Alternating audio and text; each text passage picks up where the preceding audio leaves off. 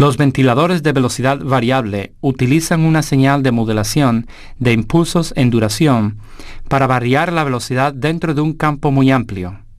La velocidad de este tipo de ventilador es virtualmente variable infinitamente con un campo de velocidades entre 0 y plena marcha. Los ventiladores pueden operar a la velocidad requerida por el sistema de control con independencia de la velocidad del motor, hasta que el embrague quede directamente acoplado. Debido a que la velocidad del ventilador se puede optimizar según la demanda de la aplicación y la carga del motor, aquí hay un potencial para aumentar la economía de combustible y el rendimiento del motor respecto a los ventiladores del tipo todo-nada. La entrada del presostato del acondicionador de aire desactiva o activa el funcionamiento del ventilador según la presión en el circuito del acondicionador de aire. El sistema se puede configurar para que el ventilador funcione cuando el presostato en la línea del lado alta presión del acondicionador de aire detecte que la presión del refrigerante es alta. El ECM hará funcionar el ventilador para reducir la presión. El parámetro tiempo mínimo del ventilador en marcha establece el tiempo mínimo de marcha del ventilador después que el presostato del acondicionador de aire haya detectado una presión elevada en el refrigerante.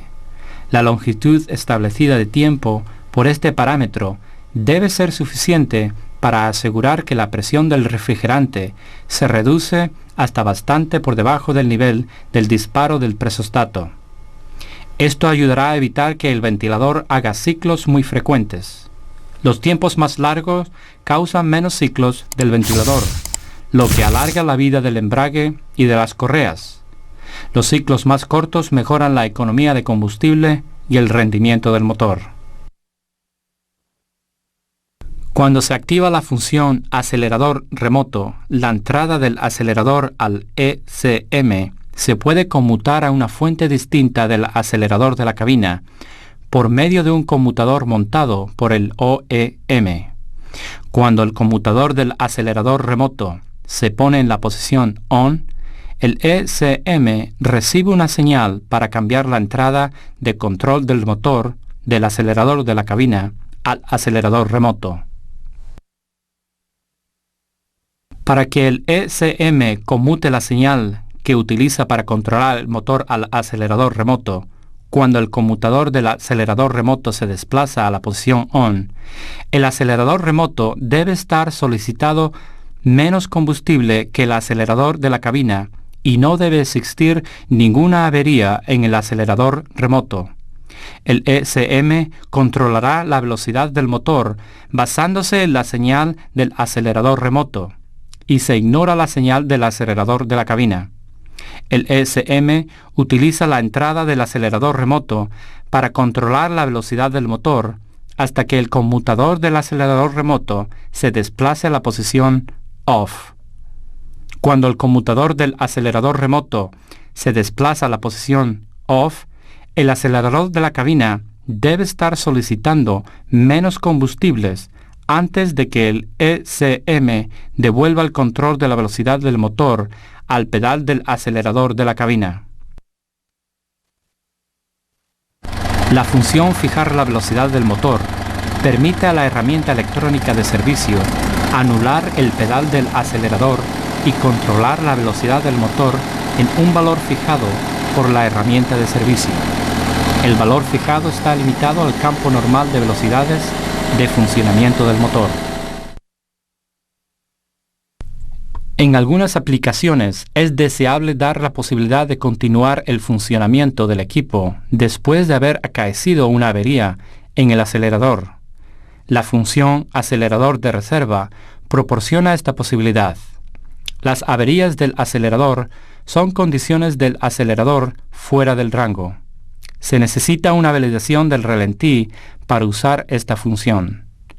Cuando se está en el modo de funcionamiento, el motor marchará a una velocidad baja prefijada cuando una señal de validación del ralentí indica que el acelerador está en posición de ralentí y a una velocidad intermedia prefijada cuando el acelerador no está en ralentí.